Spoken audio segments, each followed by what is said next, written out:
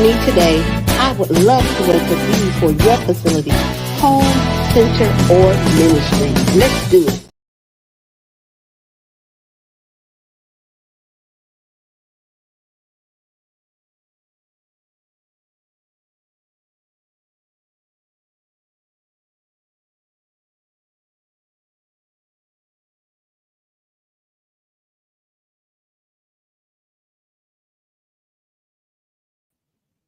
Hey, hey, howdy.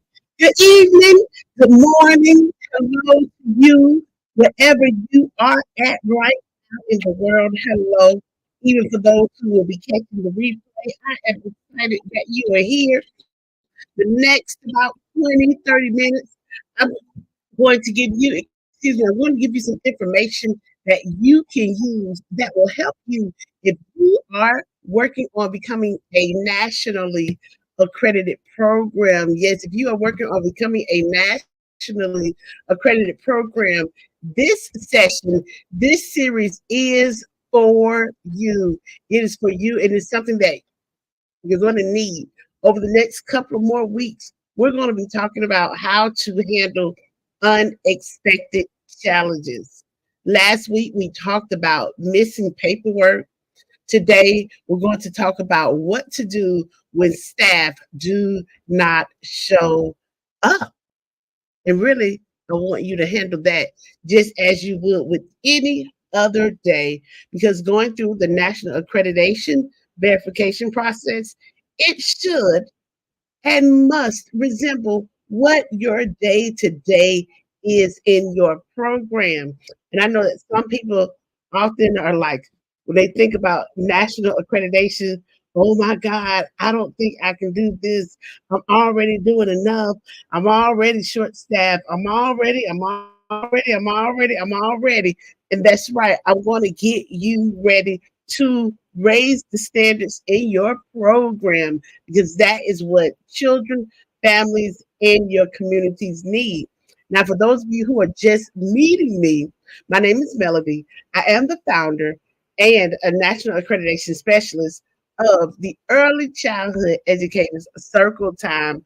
We are a community of and for early childhood educators and child care professionals. We come together to connect, to network, and to uplift and elevate everybody in the ECE industry. And our signature program is assisting programs that care for young children to create a high quality program and a learning environment to earn their national accreditation seal. And so on tonight, I want us to really look at not only how we prepare for our national accreditation visits, but being well prepared for your national accreditation visit because it can be cumbersome. Some people can be nervous. Some people get butterflies in the stomach. But the reason why we are here at ECE Circle Time is to diminish all of those what we think nuances and situations that we cannot handle. We're here to debunk all of that to let you know that you can do it. Now, for those of us that are in this industry, one thing that we do when we come together is we have a circle time. And if you have ever been inside of a facility, the circle time is where the teacher brings the children together. This is where we build community. This is where we share the lesson plan information. This is how we get down when we get down and provide a book. That circle time is a communal effort in the classroom. And for the past 20 plus years, I've sung this song that I'm getting ready to sing to you because it's all about a mindset. The words are hello, hello, hello, and how are you? I'm fine, and I hope that you are too. I'm going to sing it to you one time and then we're going to sing it together. Okay? So just listen to me on this first time, and then when I sing it again, you can join me. You ready? Let your friends know that we're here and we're getting ready to get started. Hello, hello, hello, and how are you? I'm fine, I'm fine, and I hope that you are too. Hello, Hello, hello, and how are you? I'm fine, I'm fine, and I hope that you are. Yes, we sing that to one another because as early childhood educators, it is all about our mindset. It is about us showing up for the children, the families, and the communities. We are human, but at the same time, we have moments, we get frustrated. And yes, working with young children, it is a joy. It is the only place that you can come to get paid to play, but you have to play with a purpose. And I'm so excited that you're here, and I'm very excited about what we're going to share on tonight, even though you may or you may not be going through the National Accreditation process. The information that I give to you is something that you'll be able to use each and every day. Now, just for one more time for the road, okay? Hello, hello, hello, and how are you? I'm fine, I'm fine, and I hope that you are too. That's like my jam. That is my jam. That is my theme song because everything that we do for children and families has to be from a place of resiliency. We know that in a normal world, in the ideal world, children would be at home with their parents or with extended care families. But when they are with us, we are, as my other friends say, the first responders. And so we have to make sure that in our classrooms, in our programs, is a place full of love and laughter. Because when children come to be around us, many times it is the first time that they've ever been outside of their family nuclear. Mom has to work, dad has to work, everybody has to get and put in the work. And so when children are coming to our facilities, we want to make sure that it is a place of love and a place of joy. So you got time right now to tell your friends that, hey, Miss Melody is on and we are getting ready to get this started. I will come on and off the screen just a little bit to show you some information, but also to give you some information. And before I do that, we're going to take a small 20, 30-second break so that you can let your friends know that we are here and we are getting started. Thank you so much for joining us.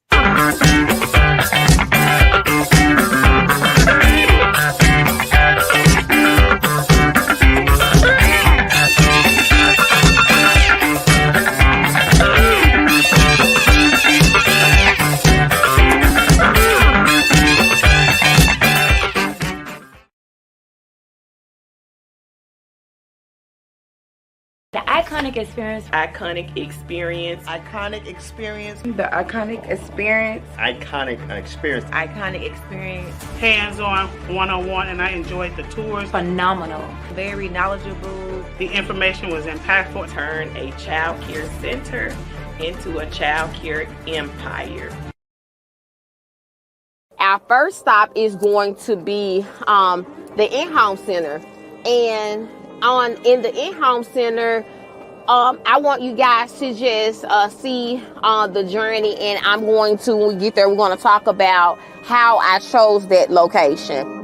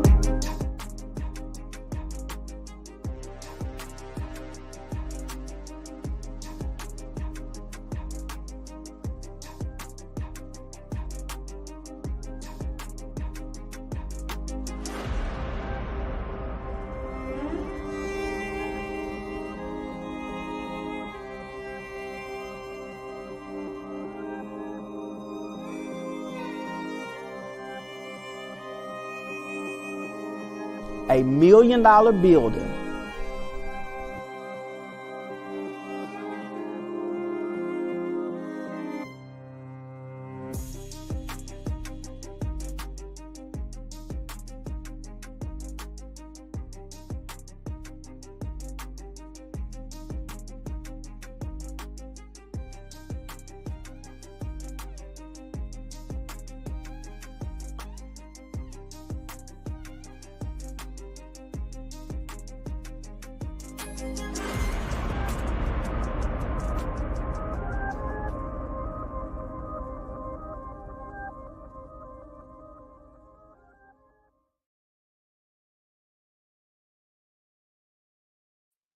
Hey, hey, hey, we are back. We are back and we are right on track. It is amazing to be able to serve children, to be able to serve families, and to also be able to serve your community. But one thing that I have to make sure that we go ahead and we talk about is that we have to have a level of resiliency for the children, for the families, and the communities in which we serve. Parents bring their children to our facilities because they need us. They need us there. They need us opening up on time. They need each and every person in the classroom, not at 9 o'clock, but a few minutes before. And I'm going to tell you, over the course of my 20 plus years of working in this industry, I've seen it all. I've heard it all. And sometimes I was one of the ones while coming up through this industry that was giving it all. And we cannot be successful and or have successful businesses and programs without having a level of impact in which we as early childhood educators, regardless of our position, take accountability for what we do and how we serve the children, the families in our community. So for those of you who are just coming in, when you come to the circle time, ECE circle time, the early childhood educator circle time, there's usually always going to be a word for the day that I give you. And our word for today that I'm giving you is resilience. You're going to go through the national accreditation process. You're going to have to be resilient. Now, when I introduce this word to children, we break it down by the syllables. We clap it, we snap it, we nod it. Sometimes we even dance it, because we also understand that everybody, not just children, learn on different levels. Some of us, you can speak it, some of us can see it, some of us can say it, and we got it. But as an early childhood educator, we make sure that we incorporate all levels of learning. So our word is resilience. I'm going to clap it, I'm going to snap it, I'm going to nod it. And then we're going to continue on with our lesson for the day. Yes, that's right. I even have a lesson plan for the time that we come together. So resilience, that is our word. It has 3 syllables. Watch me. Resilience. Let's clap it. Resilience. Let's snap it. Resilience. Let's nod it. Resilience. One more time. Let's clap it. Resilience. Let's snap it. Resilience. Let's nod it. Resilience. And you're going to have a high level of resilience with taking on the national accreditation process. It goes above your local state, many times above the rules and regulations that you already even have for your program.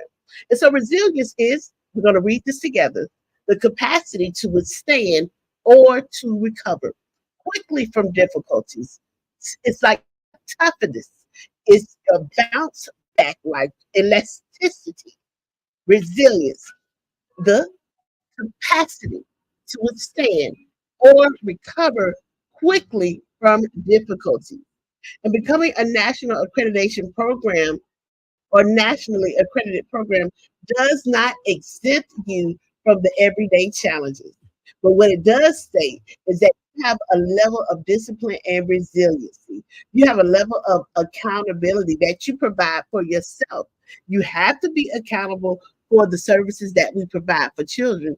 And so when you're going through the national accreditation process, you're comparing what you currently do to what this organization states that we all, as early childhood educators, should encompass in what we should have in our program. And so resilience is what is going to get you through the entire accreditation process.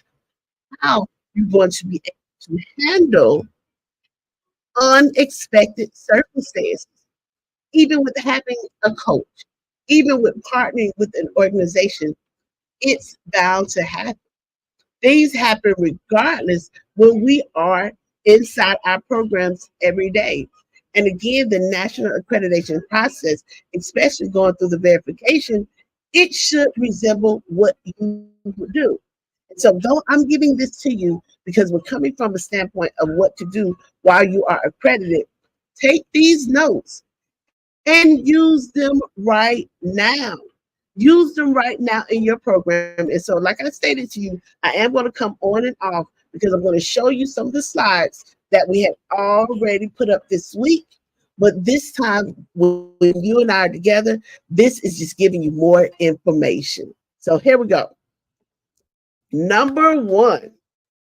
Woo-wee. Let's do it, y'all. Number one, unexpected.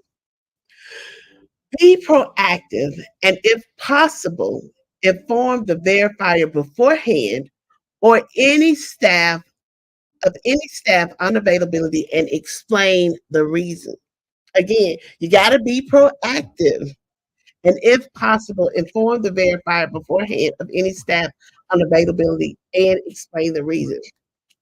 That is something that you have to do because depending on which national accreditation program, they all have different processes of what they do up to that day and on the day of accreditation. So tonight, I'll do a little name dropping. I'll do a little name dropping tonight. I normally don't name drop, but tonight I'll do a little name dropping. So, for instance, if you're going to be a part of the most known and the largest organization, which is the National Association for the Education of Young Children, when they come to your program, they may not see every room. It's like a lottery. You may have 3 infant rooms, 2 toddler rooms, 2 or 3 preschool rooms. They're only going to see a select few. So if they come to see a room and your staff member is not there, but that lead teacher is the one that has the credentials and all of everything that you need for that classroom, but she's not there, that needs to be communicated. And it's not going to change anything in that perspective of, oh, well, the teacher's not here, she's not going to look in the room. But that just lets them know that the teacher is not there. And then here's another program, the National Early Childhood Program Accreditation. If you have going through your self-assessment instrument, you list the teachers that are assigned to different rooms. So there's a teacher that is assigned to the toddler room, and she goes into that room looking for them. That teacher is going to be expected to be a part of the ratio. If that teacher is not there and someone else is there, then she's going to be saying, what happened? And even still, that person is not there. They're not there. But you have to be comfortable enough to say, hey, you know what? This is Mary Sue. This is her staff information. She got ill, but we do have a substitute. And our substitute that's going into that classroom, this is her information. And let me be fair. And I want to be honest. Because over 20 years, and I'm always going to be honest, but when I say I'm going to be honest, that's me meaning for you to really listen in. There may have been some of your friends that did not have everything or every staff member that they needed. And so the accountability piece that I talked about earlier, we're going through that national accreditation process. They want to verify that information too. So you have to be very transparent and honest. We're not having ghost teachers. GHOST. I said it. Yes, I said it and I meant it. You're not having ghost teachers. Going through the accreditation process, it is about your accountability, your responsibility, and holding yourself to a standard. So it is very important that whichever organization that you choose, that your staff and your team meet the standards and no ghost teachers. And if I'm saying it to you in that manner, that's because you know it's true. 20 plus years. Be surprised. And those who earn or receive that accreditation in a way that is not the best way, many times they don't keep it. Okay, let me roll on to number two because I had felt something come up in my spirit and I want to stay real nice and professional, but I do get passionate about this. Is because as leaders, we have to hold a higher standard and we have to position ourselves and our teams for success. There are, as I posted earlier today, there are many ways. Obstacles do not get in the way of your path, but the obstacles are what helps you throughout your path. The obstacles are the things that you realize these are the barriers that are holding us back from getting our goal. So let's work to work over it. You'd be so surprised on what can happen for you and what doors will open up for you if you are honest in the work ethic that you present to people. This life, the work, the part of earning your national accreditation, it doesn't have to be a rush. Getting and partnering with ECE Circle Time gives you an opportunity to get it done more efficiently. But if there is a lapse, or there's a lack in any area, even with having ECE Circle Time as a partner, that's going to show up. So no ghost, GHOST, no ghost teachers or fill-in teachers. Okay, y'all, I'm bringing it back. I'm bringing it back. I'm bringing it back. I heard the music. Music say, I'll bring it back. So number two, consider having another qualified staff member available to answer questions and to provide relevant information. It's okay to have another person or to have backup in your program. It's okay to cross-train.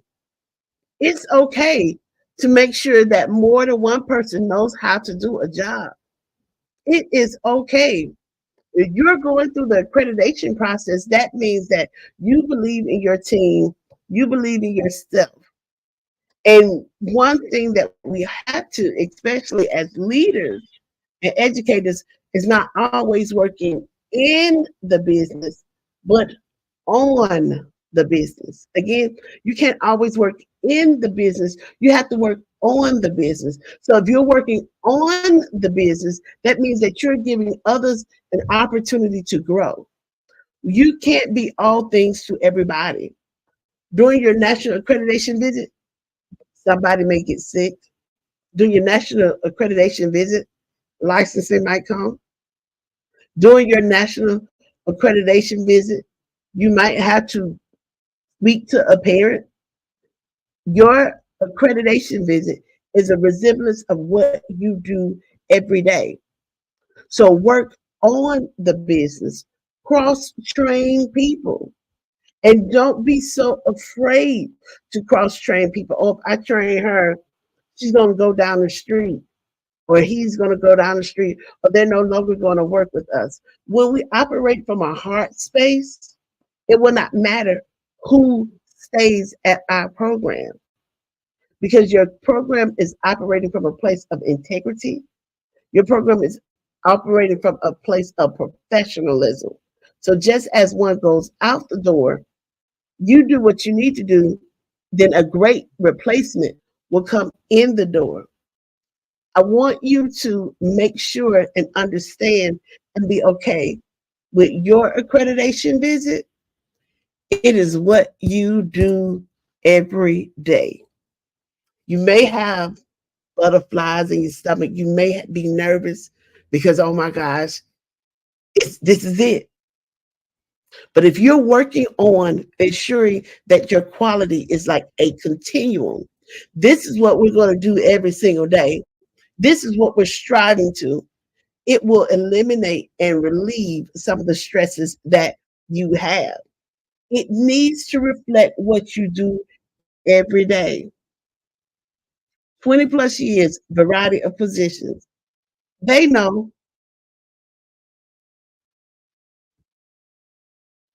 they know, they know. The verifier knows that all of the children aren't going to listen all the time. The verifier knows that somebody is going to make a mistake. But if you're cross training, especially if somebody doesn't show, then that makes your day or the show go on as it needs to. Now, this last one thing you can do is always check the staff availability, especially if staff is not feeling well, before the day of the visit so you can assign a substitute. I'm going to say this again. Always check the staff availability, especially if staff is not feeling well, before the day of the visit so you can assign a substitute. I say this because it happens. For instance, we'll go back to the two national accreditation bodies that I named earlier.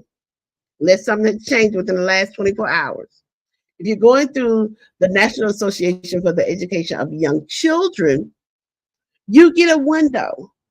There's this window that you know that they could come.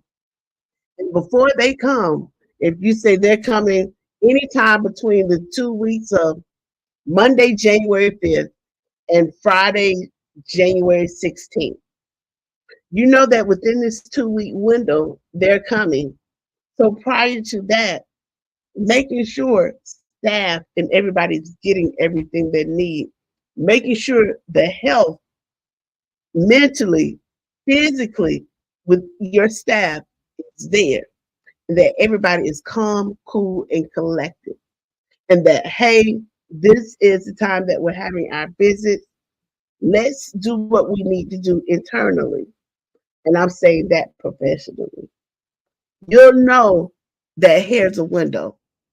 They come anytime, any day between Monday, January 1st and Friday, January 16th. And before they come, at the latest, the day before, they may call you about 2 o'clock. They may call you right before. And so if you're preparing for your national accreditation visit and you're doing what you need to do every single day, even if you got the call at 1:59 p.m., hey, we're going to be there tomorrow, you'll be okay because you already know that you have this window. Versus if you're going with the National Early Childhood Program accreditation, you know exactly when they're coming. You know. So there's no surprises. Here is the date. This is when we're coming. Simple as that. And so you do what you need to do internally. I'm just being very professional with that. You do what you need to do internally because here it is. Two great organizations that give accreditation for centers, ministries, preschools, family child care homes, elementary schools, the whole nine. Both of these organizations, they provide accreditation and they validate a variety of programs. But when it comes to preparing that day of, one, you have this 2-week window. And in the 2-week window before they come, you're going to get a call the day before. And then when they come in, as I stated to you earlier, they're not going to visit every last classroom. Versus how you have one national accreditation body, you know exactly the day they're coming, and they're going to visit every classroom. So you have to look at all of that. And when you're having those conversations with your staff, and especially going through the accreditation process, you're going to learn that only having one-on-one staff meeting, or performance review, which is staff, that's not enough to build a rapport and a relationship to be able to know whether or not your staff member is feeling okay, whether or not they are up to the challenge. You'll find out that as you are developing your program, the need to have open communication with your team, weekly communication. You don't have to have weekly staff meetings. That might do it overboard. It might be overboard. Everybody, I'm ready to go home. That's why I work with young children. I want to get out at a decent time and I want my weekends to myself. But you do have to be strategic in a partnership with your staff, and to avoid being frustrated when when it is time for your accreditation visit.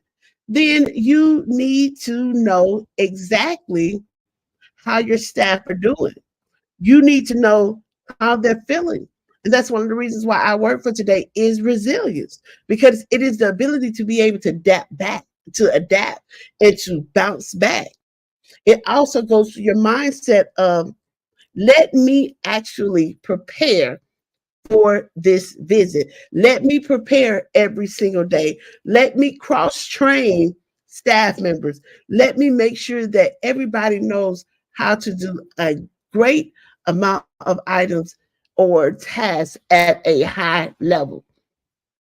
And so that we talked about those three things. I'm just going to give you about like seven little steps, seven little clues that will help you in order to be able to maintain. Number one, keep that clear communication with your team. Know which accreditation body and the requirements of what's going to happen around that visit. Tonight, you learned about NACI and you learned about NACPA, the National Association for the Education of Young Children. And you also learned on what happens with the National Early Childhood Program Accreditation. Two different programs, both have been around for almost 40 years. Well, NACI has hit that 40-year mark in regards to national accreditation. The organization itself is older than that, but the process of taking programs through this national accreditation part, that's different. Same as with NECPA. It's been around almost 40 years, 1991.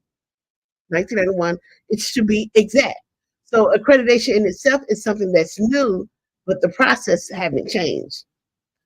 Number two, those contingency plans, you talking to the staff members, lead teachers knowing to do what assistant teachers do or your program manager does.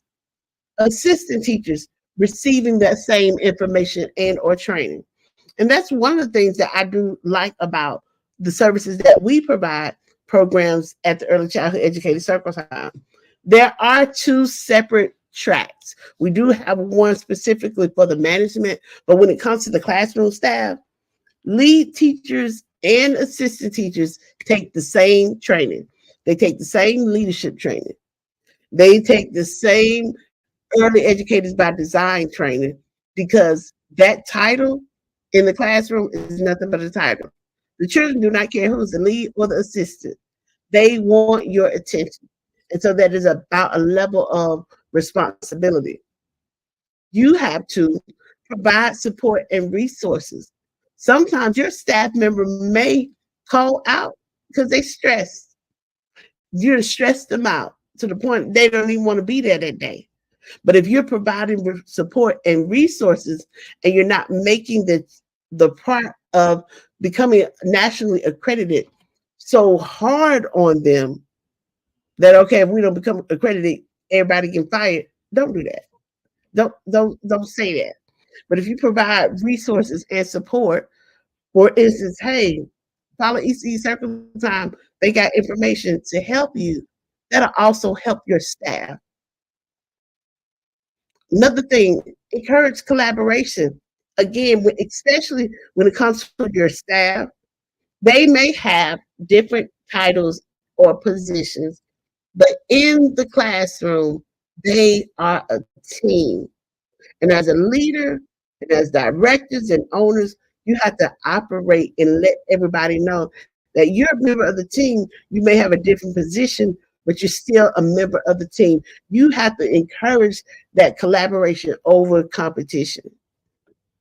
Number 5, if you, as I stated to you earlier, you can't have just that one meeting a year, that performance review. You have to monitor their progress and give them feedback. As many of you know, business owners, your KPI, your key performance indicators. Early childhood programs, whether you are a family home, whether you are a ministry, your elementary school, and or a Head Start. You have to have a communication with your team to let them know exactly where they are at. Some people will not perform and or underperform because they don't know and you haven't given them feedback. In this journey, while you're going through the national accreditation process, you have to take a step back and look at the totality of your program. Are you delivering and doing what you said that you're going to do? Let me stop because I don't want to just lecture to y'all tonight. Number 6, promote that work-life balance. Internally, and just stating again, we talked about having a visit from NACI. We talked about having a visit from Nectar. Promote work-life balance. Well, why are you saying that, Miss Melody? Because if you know that accreditation visit is coming, you know that NACI gives you this window. Encourage those staff members that need to have appointments or other things, have that already done. Get everything that they need to get done out the way so that then they're not thinking, oh my God, I gotta have a dentist appointment. I gotta do this. I gotta do this. I gotta. No, baby, you gotta be here. But they won't be there if we do not promote a work-life balance, allowing them to understand that, hey, I know that you may need some time off. Even in your program, you can promote some wellness. There's several other programs that we've helped. That one program in particular during the pandemic, they began to have mental health days for the team, where even the complete center closed down and they go do fun. When you're going through the national accreditation process, you got to begin to look at, because you're moving this, you're going past your city, you're going past your state, you're even going past what you do. Look at different initiatives that you can bring in. Some programs are going to four work days versus 5. That's just in general.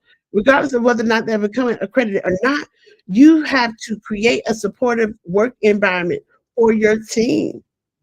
One thing I like that one program has, it's right here. I've got a program and doing the training for them even after they became nationally accredited. Yes, when we work with our programs, even after national accreditation, we still continue to provide a service for them because it is a partnership.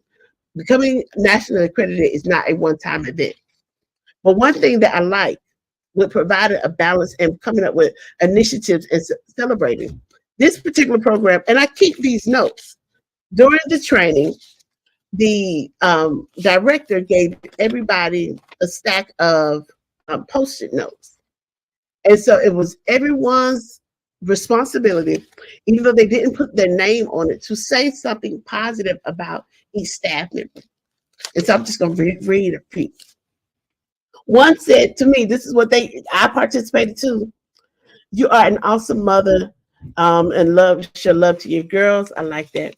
Miss Melody, you're a beautiful woman of God that is inspiring others to strive for the best and to keep God first. Well, she did put a name. She wasn't supposed to put her name. But hey, Miss Kiera, if you're watching. And I'll do 2 more. Love your energy, so helpful. You are such a blessing, and I love your classes. Hey, y'all. But In the midst of staff meetings where everybody wrote something about another person, that's encouraging your team to work together. It's helping them to see that, hey, my labor is not in vain when I come here. It's promoting that work-life balance. It's promoting that I see you. And that's what you want. Because as a team, your entire team is going to be there. And regardless of the national accreditation body, I want to tell you up front that that day of the visit, it's more predicated on what your staff does than the paperwork. I'm going to say that one more time for the person whose internet just went out. The day of the accreditation, it is more focused on what is happening in your classroom than what's in that handbook. Your handbook does matter. But see, if you miss a piece of paperwork, you can mail that in, you can email that in, you can send that in. But what can't be replaced is what goes on in that classroom. What can't be replaced is teachers washing their hands as they're serving children every time they do what they need to do. What can't be replaced is teachers' intentional environment and listening to the children. They can't see that on a paperwork. You can send in paperwork, but you can't send in videos of your classrooms. You may send in a video of a training or a snippet if you have to do that. So it is important and it is very imperative for your classroom staff to have that work-life balance. Again, with the accreditation bodies, depending on which one you choose, you're going to know when, where, and why.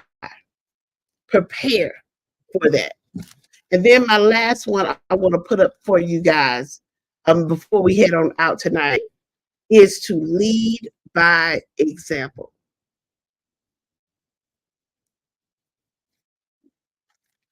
Turn the music up for one moment. Let that be my break. Lead by example. I feel like I need to read another note. Very knowledgeable, professional, supportive. I got another one up in here somewhere. I'm sure I got some more. On the screen, it say lead by example. Mhm. As the leader, not just for those that are in the classroom, in order to get through your national accreditation visit, you've got to embody resilience. You've got to implement strategies. Your staff have got to see you writing the vision and making it plain. Your staff have to see you doing the work because if they see you writing the vision, making it plain, implementing strategies, saying what you're going to do, following up on what you're going to do, that's going to pour over and spill over into the classroom. It's like this one phrase that I like. What a blessing for brothers to dwell together. It's like oil that runs down. And if you lead by example, demonstrating that, some days everybody's not going to come to work, but I don't mind taking off my high heels, putting my Chanel bag to the side. As a matter of fact, I keep a uniform in the trunk that I can go do what I need to do. Even if a particular age group is not your forte, you still will get up there and do it. You got to lead by example with a positive attitude and creating a supportive work environment. You got to lead by example on taking head on challenges. You got to lead by example by staying composed. You got to lead by example by being adaptable. You can't be falling apart at the seams because your star player let you down. And now you don't want to talk to anybody.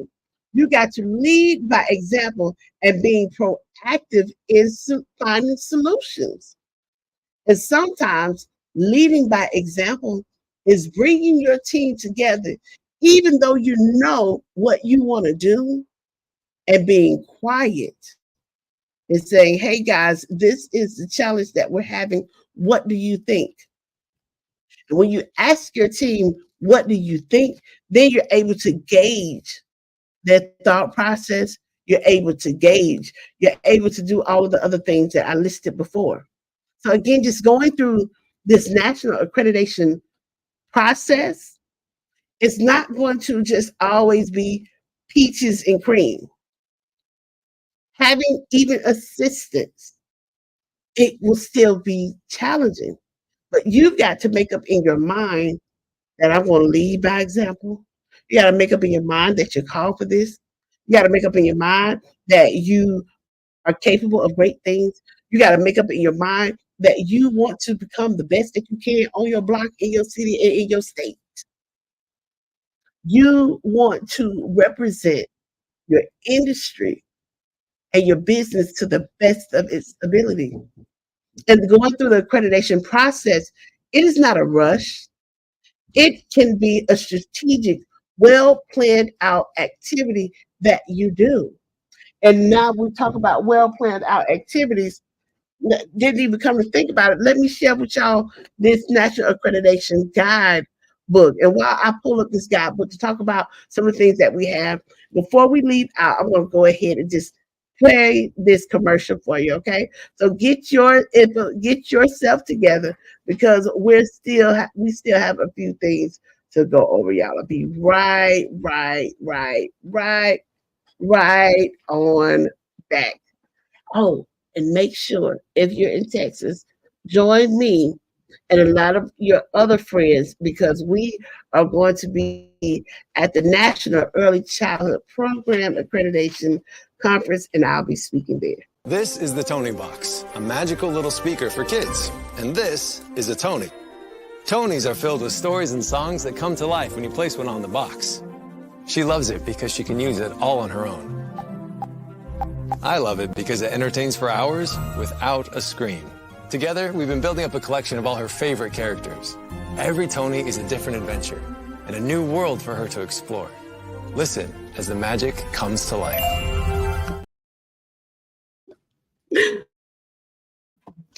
I'm back and right on track. So as I was stating, forgot about that. If you're looking for a guide, something to help you, you definitely want to visit ececircletime.com. Y'all have so got into so much about, what you need to do. It's a process. This guide itself takes you through a full year of what it takes to become a nationally accredited program. Yes, that's right. I'm taking information from all different national accreditation bodies and to help. EC Circle Time has helped programs to become accredited, fully nationally accredited in 60 days. That's right, 60 days. So in this book, you're going to find a calendar, you're going to find your timeline. It's also a journey. So you're going to find journaling information in here, your checklist and sample forms that you can use. They're not only just in English, but also in Spanish. Come on, hola, what's up? We have team building activities and some challenge blocks to help you navigate through what you need to do. There's comparison and contrast notes. And for those who do get this book, that become a part and use this guidebook, there's free staff development training from ECE Circle Time. That's right. I show up, my team, we show up at your training.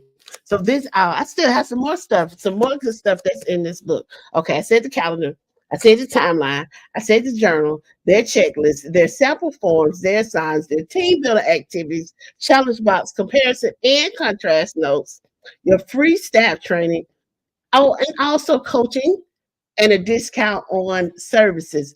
But I promise you that if you use this book, you utilize this book, this is a great resource. So you just need to go to ececircletime.com, order your book. They are shipped out same day, well, or next business day. So when you order, your order is placed in. This is oh my gosh, over 100 and let's see, 114 pages of information that will help you. And I didn't, when creating this book, my team and I, we were just creating to serve. But when I go back and I look through, I promise you, I wish I had some of this information that have helped me to decide what programs were what programs. Some programs, when I was at a program, had I known about the different national accreditation options, this particular program that we were working towards when I was working for a corporate child care program, it wasn't the best for the model. And let me say this, even there are corporate and franchise programs that are not all accredited by the same body. Yes. There are corporate and franchise programs, not all of them are accredited by the same body because you have to look at what works best for your organization. So 20 years ago, baby, if somebody would have said, I got a guidebook for you to help you decide along with free training, I would have snatched the book through I would have snatched this book through the computer, through the technology. So definitely grab your book today, and also knowing that when you purchase your book, you're making an investment in yourself, an investment in your team, an investment in the children, the families, and the communities. Hey, yeah, you got your book today. Yes, I'm so excited that you got. So I do get a free staff training from you. Yes, ma'am, you do. So let me tell you. Let me go to the calendar section real quick. So, um, month 8, in your 8th month, if you go through it, your month by month, you can, right here, it says, that is, what page is this?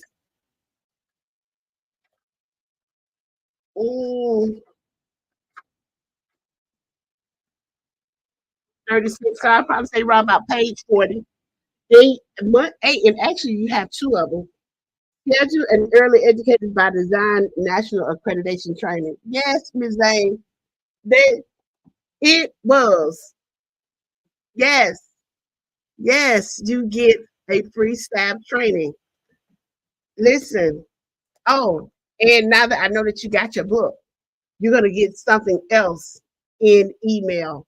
I will message you.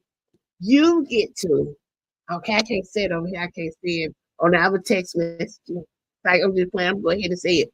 Because you purchase your guidebook, the cost of the course for you, if you decide to join us, the next class starts on this upcoming Tuesday. I'm excited too. You get to do the course at 70% off. I need to do the math. Yes, you get to join the course, join the cohort with the other people, 70% off. Whatever the cost of the course is, you get 70% off. So because you made this investment, and I already spoke with the team, they are gathering the information to send to you. I want you to succeed and I want you to be successful. So yes, for those of you, this is not just, I'm just getting a nice book with Miss Melody face on it. No, baby, you get what I wish I had when I was starting this accreditation process. I wish I had knew that when I was working for that corporate organization, all of us didn't have to try to, no, thank you. I wish all of us wasn't trying to obtain that one particular accreditation body because it doesn't work for everybody. And I'm just be real honest. Not everyone that comes into early childhood is going to have a degree. I didn't have a degree. I didn't have a degree when I first started this. And even still at the time when we were going through the accreditation process, running a corporate program, the requirements for this particular accreditation body was to have a bachelor's degree. Now, working for a corporate childcare is no joke. So having to build that program and go through the accreditation process, that was too much. So I'm glad to offer this guidebook, to also be a guide, to be there to support each and every person. So yes, Ms. Zane, we will be in contact, and I'm so excited that you got your book. So y'all need to join Miss Zane, and I'm already speaking into existence that she's gonna be in the class on Tuesday evenings. So y'all, this is all I got for you tonight. Remember, you got to be resilient. You got to get through this because you can do this. This is about the investment in you, your belief in who you are and as a professional, and what you're offering to the children, the families, and the communities in which you serve. My name is Melody. I am so thankful to be here with you all, and I will see you again. Oh, FYI, starting Monday, 8 a.m. Eastern Standard Time, we're doing the ABCs of Great Leadership. So each and every day, Monday through Friday, I will take you through a different letter of the alphabet and helping you to build your leadership skills. Everyone, we can do this. If you become accredited next month, 3 months, 6 months, or 3 years from now, it is about the service that you're providing for the children, the families, and the communities. It's not a race. Many states, they offer benefits for you to become nationally accredited. But if you're wanting to, I would strongly suggest getting this guide, going through this guide before you make a final decision, and taking your program and looking at this so you can have a step ahead. So thank you everybody for being here. I'm so excited to be with you, and I look forward to seeing you on Monday morning, 8 a.m. Eastern Standard Time, as we begin our discussion about great leadership, the Early Childhood Educators Edition. Talk with you soon. Y'all have a great weekend.